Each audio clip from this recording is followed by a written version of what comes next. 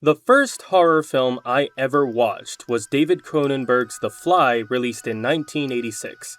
I'd seen plenty of horrific things before that, of course. I'd watched Fullmetal Alchemist as much as the next nerd. But that was the first time I had seen a feature-length film intent on disturbing the audience. It was such an eye-opener that I spent the next few weeks diving into the horror genre as much as I could, from cosmic to stalker to mostly more body horror, to be honest. And what I love about body horror is that it uses our empathy against us. Seth Brundle is an awkward but brilliant man we get introduced to long before he begins turning into Brundlefly, so that once he does, the slow pacing and visceral attention to detail can make our skin crawl. We can't help but imagine ourselves trapped in that situation, helpless as our whole life starts to crumble around us, steadily losing touch with reality until we become something unrecognizable, something no longer human. That slow transition from man to monster gripped me somehow, and it's not letting go anytime soon. So let me tell you how Chuck Russell's reimagining of The Mask in 1994 made me feel the same way when I was much, much younger. I'm Jordan Szymanski, the guy who laughs at horrible death scenes and runs at the slightest sign of cringe. Let me tell you why The Mask is a horror film. Most of us know what horror is. It's when a work of art is intent on eliciting fear in its audience. It may be spiced up with disgust or betrayal or sex appeal, but at its core, a horror movie exists to scare you. What I'm arguing in this video is that a horror film can exist without authorial intent, which is a known phenomenon in regards to comedy where many films have been shown to differ from their author's intended genre. Everybody's talked about The Room and Sharknado, but there's also Birdemic, Plan 9 from Outer Space, and my personal favorite, the Corpse Party anime. This is actually one of the easiest ways to start an argument in film discourse, claiming a film falls under this so bad it's good category. Because if it's not one of the obscenely bad ones that everyone agrees on, there will be at least one person out for your blood. But the interesting part that smarter YouTubers than me have pointed out is the thing that gives films of this caliber their comedic nature in the first place.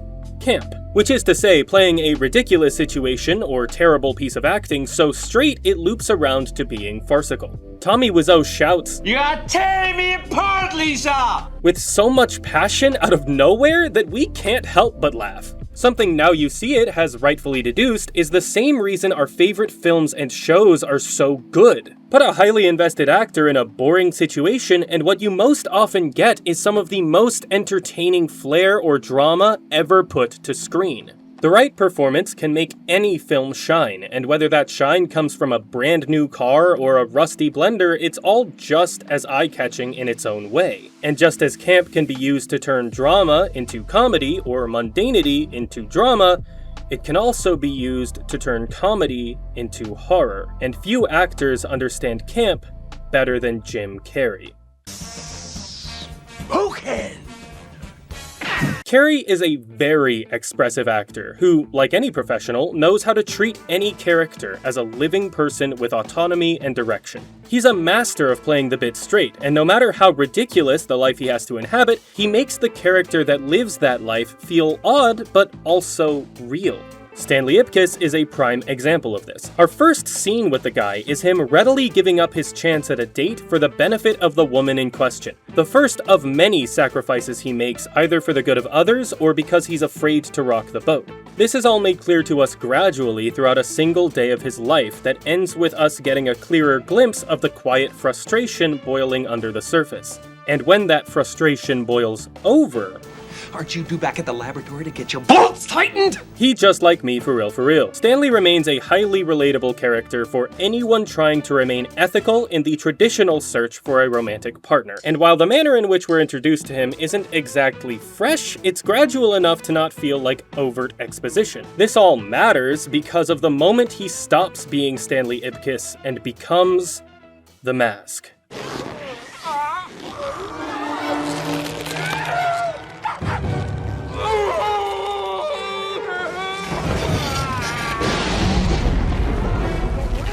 This sequence would be scary enough without the context of a full human being we've gotten to know over the course of 20 minutes getting overtaken physically and mentally by a piece of wood. With that context, we can recognize the sheer terror with which he scrambles to undo his mistake, juxtaposed against the pure joy he takes in destroying his landlord's property soon after. From his posture to his weirdly large teeth, not only does this face look like nothing even approaching human, the behavior its owner exhibits is nothing like Stanley's. The way this creature behaves is more in line with a horror movie monster than a ridiculous main character or mascot. It's not just aware of the havoc it wreaks, it takes glee in doing so. Which would be fine in a purely animated setting designed to mimic a Bugs Bunny cartoon, but in the real world, it's just visually unsettling.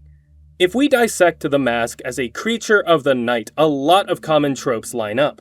First, the effects. 1994 CGI wasn't exactly good enough to make all the things the mask does look entirely realistic. But if anything, that makes the magical nature of his existence feel more viscerally real and thus more haunting. When he jumps around like a pogo stick, yeah, it looks silly, but that is also a very real gun, and the lack of bullet holes or broken bones after he jumps out the window to avoid it demonstrates that lethal acts for us contain no risk for him. It's just bizarre enough for us to acknowledge it as supernatural while looking real enough to convince us that it happened. The combined impossibility of our brains not being able to rationalize that this is real and our eyes proving to us that it is. There's a term for that. It's the uncanny valley. Jim Carrey is expressive enough without a mass of lime green plastered across his head. Add that shade and he stops looking so much like an overly energetic person who just happened to put on a mask and starts looking like a mask that has spontaneously acquired intelligence and has begun to wear a person. The degree to which Stanley Ipkiss has agency while wearing the mask is fairly ambiguous, but given the immense change in behavior while he wears it and the way he seems to view his first outing as a dream until faced with proof of its reality, it seems to take inspiration from his desires and take off running with his body. He even says, It's like it brings your innermost desires to life.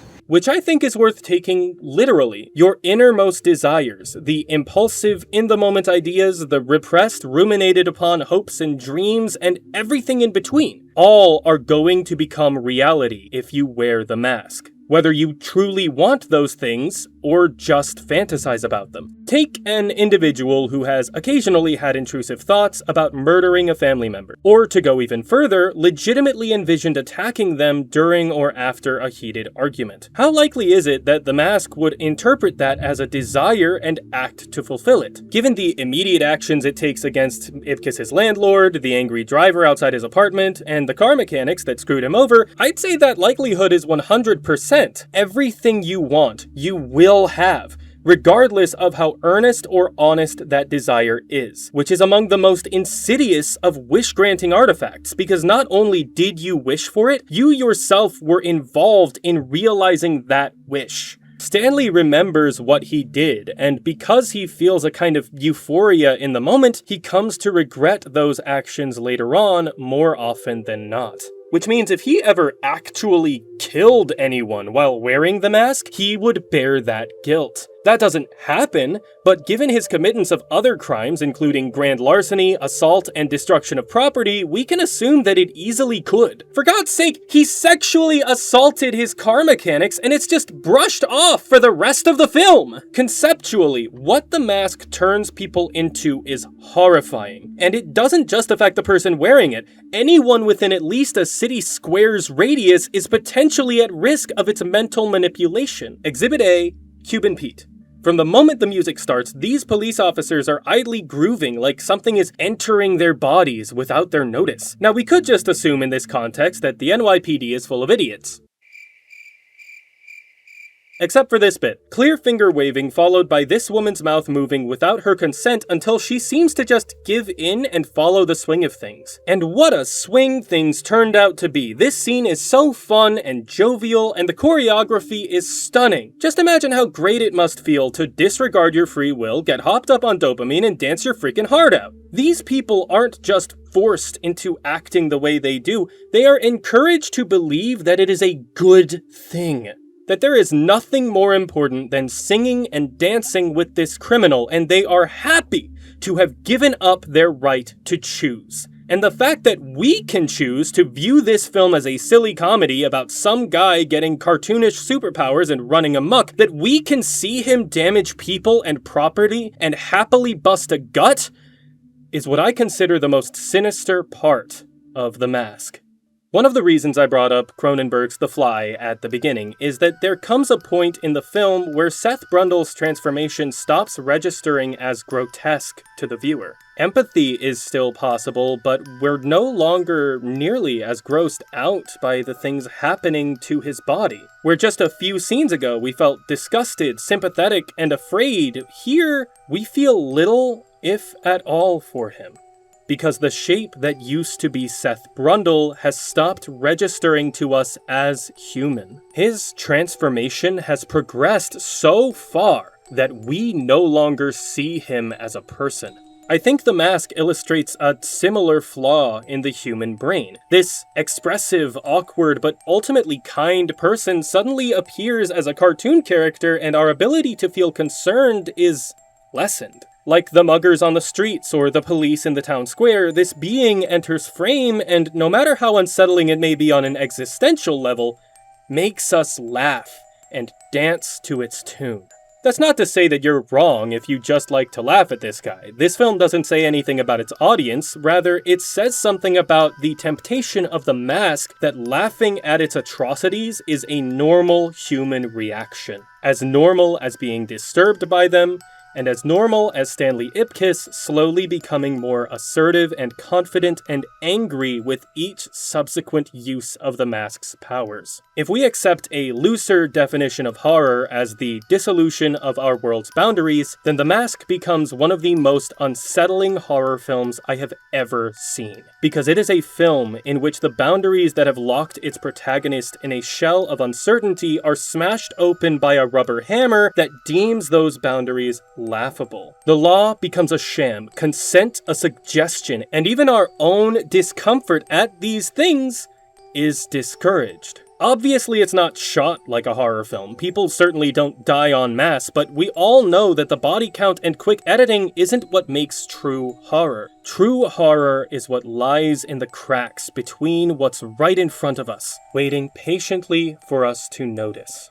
Because it knows that once we've seen it, we can never look away.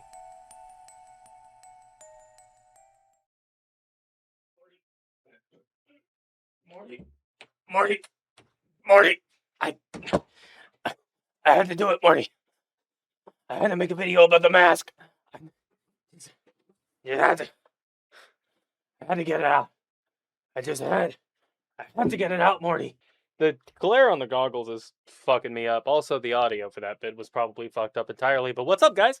This is definitely a weirder one than what I usually make, but it was something that I wrote about in college, and some people wanted to see it, so I was like, why not? I got a month. As always, special thank you to Eliath Goliath for being a patron of the channel at $10 a month. That's fucking awesome. You're rad. It's seriously insane that you've been supporting me for so long. I really appreciate it. And if you want to add more names to that roster, you can check out my Patreon down below, where you can get all kinds of goodies for just $1 a month. You'll have access to all of my scripts before they release, unreleased content, some live streams, and a few other goodies that I'm still cooking in the works. I'm hoping to roll out a few new features within a couple of months, actually, so look forward to that. I have also started streaming on Twitch a little bit more. There's a link to that down below as well.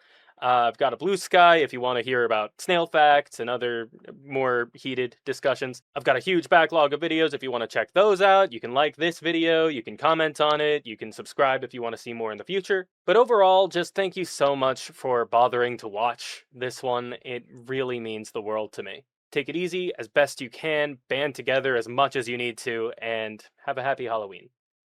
Peace!